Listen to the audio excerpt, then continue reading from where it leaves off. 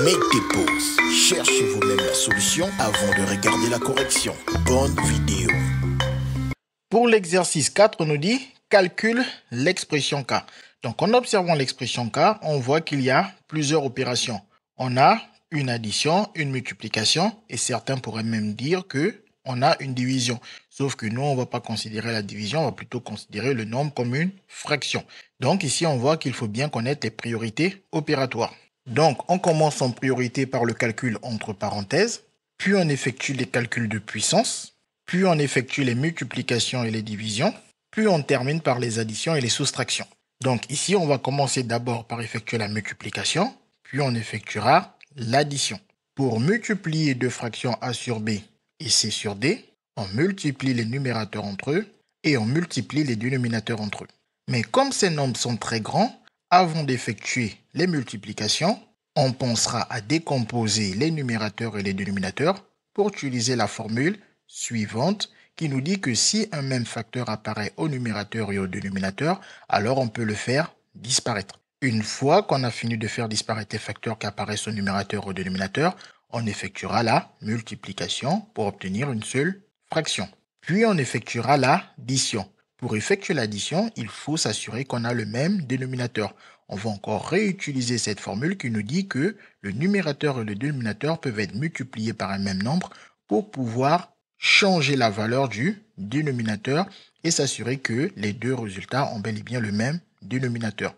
Une fois que les deux fractions auront le même dénominateur, on utilisera cette formule pour dire que si A sur C et B sur C ont le même dénominateur C, alors on garde ce même dénominateur C et on additionne les numérateurs A plus B. Cette formule est aussi valable lorsqu'on fait la différence de deux fractions.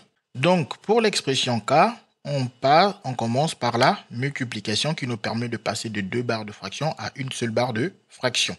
Au numérateur, on met le produit des deux numérateurs et au dénominateur, on met le produit des deux dénominateurs. Puis, on va décomposer les numérateurs et les dénominateurs en produits de facteurs, de préférence premier. On rappelle au passage qu'un facteur premier, c'est un nombre premier et un nombre premier, c'est un nombre qui a exactement deux diviseurs qui sont 1 et lui-même. Par exemple, 2 est un nombre premier parce que les seuls diviseurs de 2 sont 1 et 2. 3 est un nombre premier car les seuls diviseurs de 3 sont 1 et 3, etc. Donc, le numérateur ici, nous allons le décomposer. Donc, je reprécise au passage que le but, c'est d'arriver à faire tous ces calculs sans utiliser la calculatrice. C'est pour ça que nous apprenons à maîtriser ces techniques qui sont super importantes à bien connaître pour pouvoir mieux vous en sortir plus tard en mathématiques, notamment au lycée. Car avec le temps, les techniques que nous faisons ici, la calculatrice ne pourra plus les faire, étant donné qu'il faudra les faire plus tard avec des lettres et la calculatrice ne gère pas du tout bien le calcul littéral. Donc on commence par le 105, on a du 10 qui n'est rien d'autre que 5 fois 2 et du 5 qui n'est rien d'autre que 5 fois 1. Donc 105, je le décompose en 5 fois 2, 1, c'est-à-dire 5 fois 21. Et le 21, je sais que ce n'est rien d'autre que 3 fois 7. Donc, je remplace 21 par 3 fois 7. Pour le 90, c'est beaucoup plus simple. Il y a un 0, donc on sait que c'est du fois 10. 90, c'est du 9 fois 10. Et 9, c'est 3 fois 3. Et le 10, c'est 2 fois 5. Le 27, c'est du 3 fois 9. Une fois que j'ai remplacé 27 par 3 fois 9, je vois que le 9, c'est 3 fois 3. Le 56, c'est 6 fois 9. Et le 6, c'est 2 fois 3. Et le 9, c'est 3 fois 3. Une fois que j'ai décomposé les numérateurs et les dénominateurs, je cherche les facteurs qui apparaissent en même temps au numérateur et au dénominateur. 3 apparaît au numérateur et au dénominateur. J'enlève un 3 au numérateur et au dénominateur. Il y a encore un 3 qui apparaît au numérateur et au dénominateur. J'enlève un 3 au numérateur et au dénominateur. Il y a encore un 3 au numérateur et au dénominateur. J'enlève un 3 au numérateur et au dénominateur. Il y a un 2 au numérateur et au dénominateur. J'enlève un 2 au numérateur et au dénominateur. Puis, je peux soit effectuer les calculs ou réécrire la fraction avec les facteurs qui vont rester. Donc, avec les facteurs qui vont rester, ça nous donne 5, 7 et 5 au numérateur et 3 fois 3 au dénominateur. Maintenant, si je n'ai rien écrit ici, c'est parce qu'en fait, on peut aussi effectuer cette même décomposition pour la première fraction. On peut décomposer le 40 en produit de facteurs et on peut même faire des facteurs premiers. Comme il y a un 0, on voit que le 40 n'est rien d'autre que 4 fois 10. Et le 4, c'est 2 fois 2. Et le 10, 2 fois 5. De même, le 48, c'est 4 fois 12.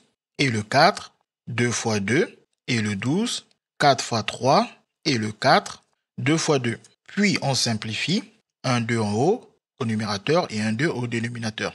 Puis on simplifie un autre 2 au numérateur et un autre 2 au dénominateur. Puis on simplifie un autre 2 au numérateur et un autre 2 au dénominateur. Une fois toutes les simplifications effectuées, on écrit les seuls facteurs qui restent au numérateur et les seuls facteurs qui restent au dénominateur. Maintenant, ici, je n'ai pas effectué les multiplications parce qu'on a dit, pour additionner deux fractions, il faut avoir le même dénominateur. Donc, si vous avez déjà effectué les multiplications, c'est pas grave, vous n'avez qu'à refaire les décompositions. Nous, ici, grâce aux décompositions qui sont déjà effectuées, on peut regarder les deux dénominateurs et voir comment faire ensemble d'avoir le même dénominateur. Dans ce dénominateur, j'ai 2 et 3 et dans l'autre dénominateur, j'ai 3 et 3. Donc ici, je vois clairement qu'il me manque un 3 au dénominateur. Je rajoute ce 3, ce fois 3 au dénominateur, mais pour que l'égalité soit conservée, il faut en même temps multiplier le dénominateur et le numérateur par le même nombre. Donc, je dois aussi multiplier le numérateur par le même nombre 3 que j'ai rajouté en multiplication. De même pour le deuxième dénominateur, je vois qu'il y a les 2, 3, mais il n'y a pas le 2. Je rajoute alors le fois 2 manquant au dénominateur et je dois par conséquent rajouter le fois 2 au numérateur. Toujours multiplier en même temps le numérateur et le dénominateur par le même nombre qui apparaît. Maintenant, j'ai bel et bien les mêmes dénominateurs. 2 fois 3 fois 2. 2 fois 3 fois 3. Donc 2 fois 3 fois 3 et 2 fois 3 fois 3. Je peux donc effectuer les multiplications maintenant au numérateur. 5 fois 3, 15. 3 fois 3, 9 fois 2, 18. Ici, on n'a toujours pas besoin de calculatrice. Il faut juste faire le calcul de façon astucieuse. 5 fois 2, ça nous fait du 10. Et multiplier par 10, c'est super simple. Donc, on peut juste multiplier le 5 fois 7 qui fait 35 et fois 10, ça nous donne 350. Et on a déjà effectué ce calcul au dénominateur. 3 fois 3, 9 fois 2, 18. Une fois qu'on a le même dénominateur, on utilise la formule ici pour écrire une seule barre de fraction qui possède ce dénominateur commun. Et ensuite, on additionne les numérateurs. Ce qui nous donne au numérateur 15 plus 350. Ce qui nous donne au numérateur 365 sur 18. Donc, attention ici, même si on a décomposé en produit de facteurs premiers qu'on a simplifié, une fois qu'on finit le calcul par une addition, on n'obtient pas forcément une fraction qui est irréductible.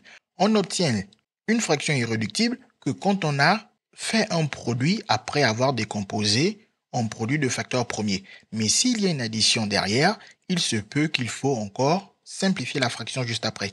Donc ici, pour savoir si on peut simplifier ou pas la fraction, on n'a qu'à regarder le dénominateur 18 dont la décomposition est déjà donnée ici. Ici, dans la décomposition de 18, on voit que le 18, il est divisé par 2 et par 3, et si vous voulez, par 9, mais surtout par 3. Tout ce qui est divisé par 9 est divisé par 3. Donc, on regarde le numérateur. Est-ce qu'il est divisible par 2?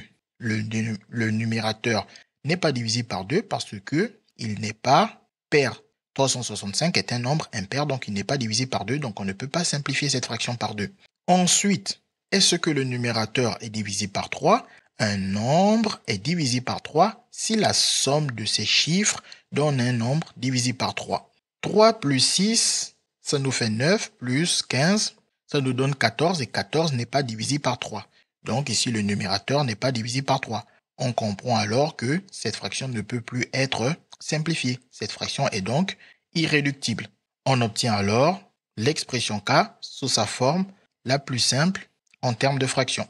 CQFD, ce qu'il fallait découvrir. Les mathématiques, ce n'est pas juste la mémorisation de l'application de cours. Ça nous aide à comprendre le monde qui nous entoure et à prendre des décisions.